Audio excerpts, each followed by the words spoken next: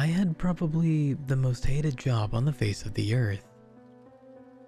My hours were awful, my pay was shit, and it sucked all around. I was a telemarketer. Not because I wanted to be, mind you.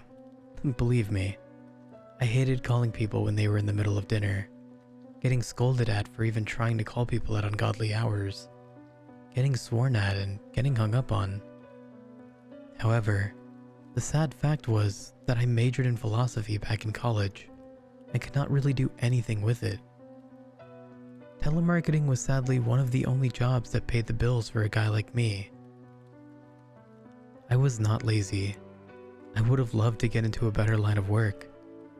This job always felt like it was sucking my soul out, and the nights left me too exhausted to try and find another job. Not to mention, I had nothing else to put on my resume, so I doubted that anyone else would even hire me. I only found the guts to quit that telemarketing job after one particularly bad night back in early 2008. I remember having a horribly bad night of calls. Several people had done everything from yelling at me to holding their phone up to the screaming scene from The Exorcist. Who really cared if these people planned to vote for a president? I did not even plan to vote myself. I was not into politics. So why should I care if these people were? Because it was the only way I was getting a paycheck. I hated myself for it. I remember going down my list of numbers to a cell phone number for Monique Winthrop. Fuck me, I muttered under my breath. I hated cell phone calls the most. Lord only knew where they would be and what kind of horrible shit they could try and pull.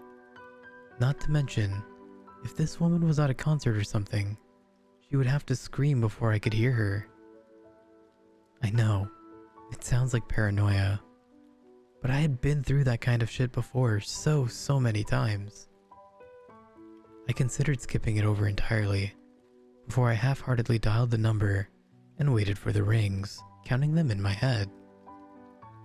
Between 4 and 6 was usually where the answering machine came in.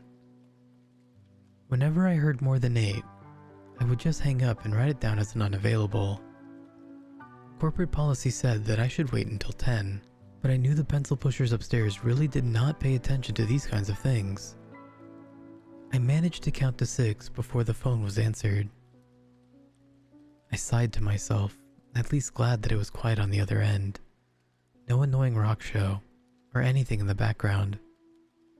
I waited for a hello, but I did not hear one. I continued to listen intently, sure that if I did not hear a hello, I would hear a click. I still heard nothing. Hello there.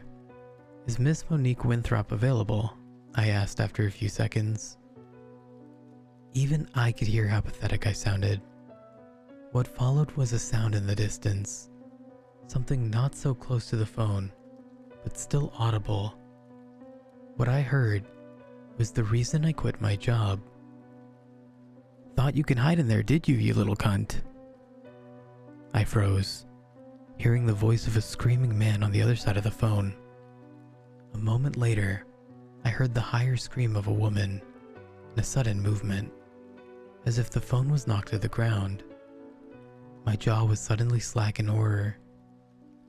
The woman on the other line continued to scream. I had no idea what to do. I just sat there, paralyzed in fear. Soon, her screams became mangled-sounding gargles. I then heard a child screaming, asking for his mother to be let go. There was a loud banging sound right near the phone, as if a person had crashed into the wall.